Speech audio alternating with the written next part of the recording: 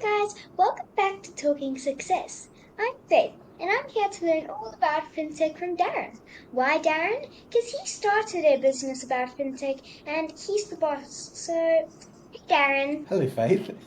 Thank you for having me on your show. How you doing? Good, thanks. So, let's just get straight into this. So, Okay then. why is FinTech so cool?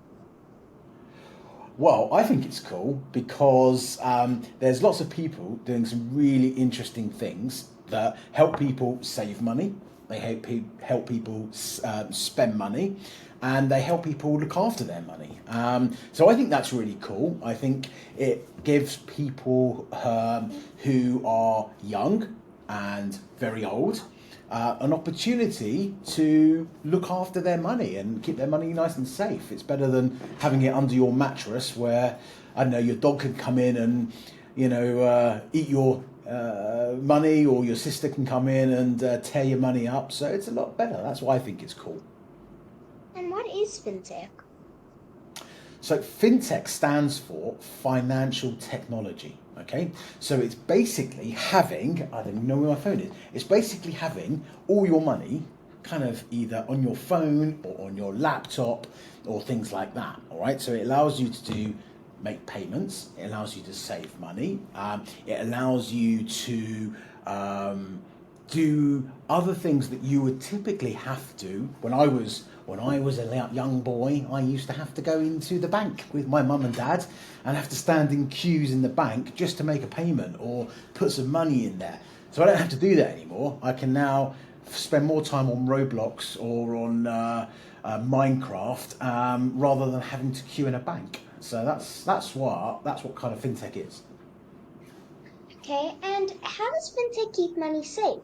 Is it not safe in your mom's bag or something? Well, it depends if your mum is going to go out and use it to buy like new handbags and shoes and things like that. But let's say she doesn't, and that's fine because not all mums do like doing that. But it can be quite dangerous, right? So someone can easily steal a bag, and then they've got all your money, and there's no way of getting that money back. So the way that fintech works is it kind of uses almost like a secret lock that only you have access to. All right, and it's called something called encryption. Okay, so long word, but it means that something is very very safe, and it's very difficult, or almost impossible, to ever get the key to that without them being you. Okay, so other things like when you open your, I don't know if you've got like an iPhone, but if you've got an iPhone and you want to open your iPhone, you just look at it, then it opens. Okay, so that looks at your face and goes, ha, that's Faith. I'm going to open the phone. The same things happen in fintech. So you can easily look at something and it will know it's you, and there's only one of you, right? And that's how it keeps it very very safe. So it's a lot safer than keeping it in a handbag or under your bed or in a shoebox or in a freezer. Is fintech not dangerous then at all? I don't think it's dangerous. I think it's important that people understand what it is and what it can do.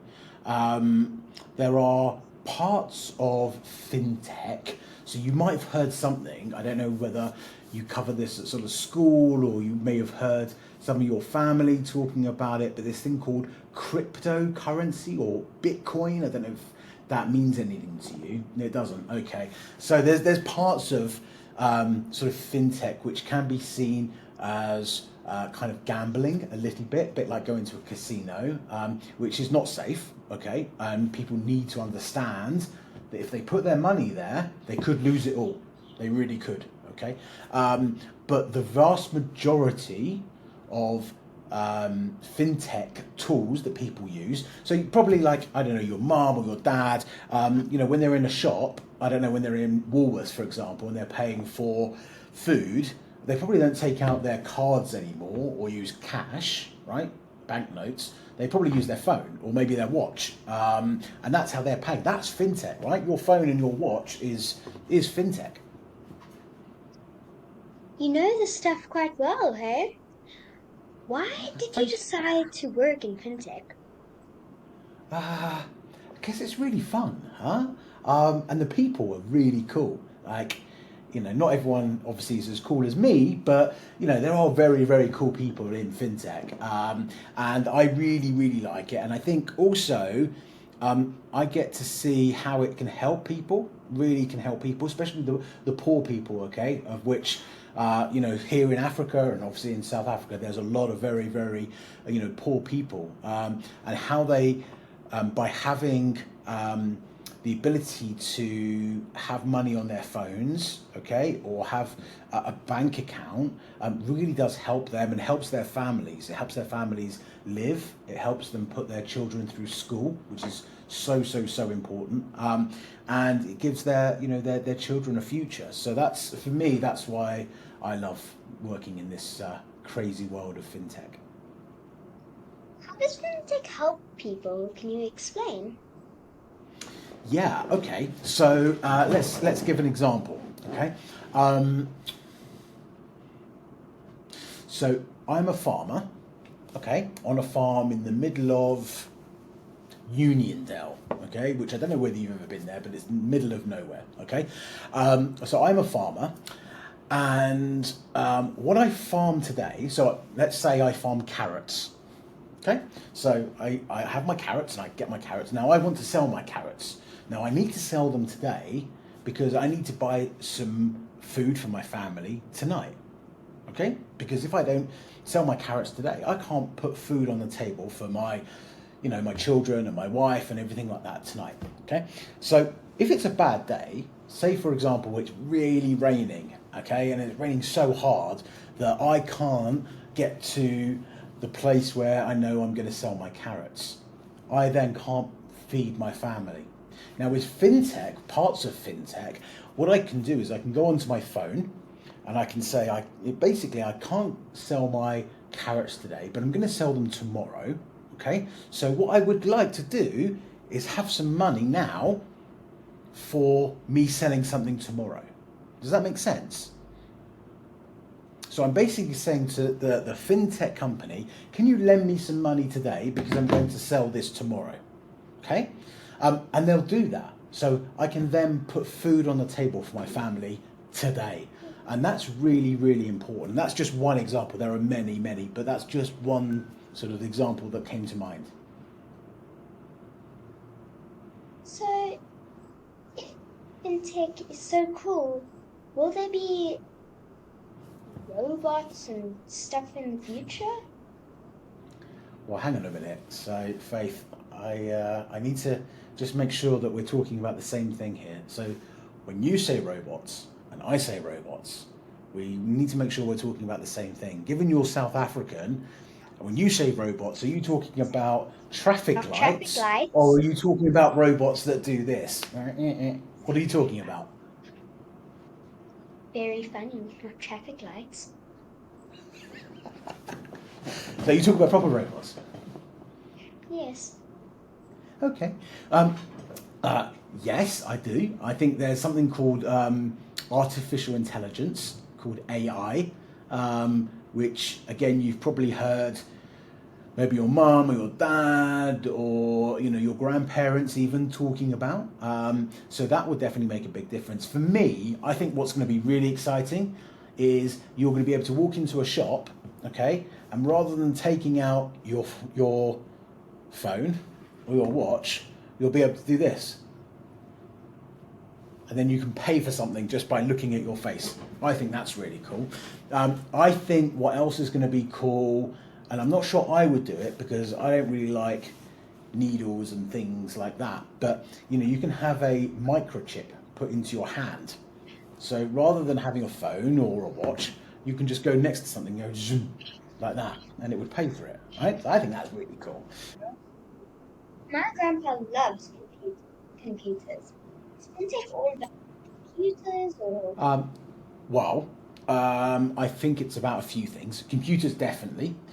Maths is very, very important. So is science. So science and computing. But I think being able to solve problems because that's what fintech does. Certainly in Africa, fintech is all about how do we solve problems.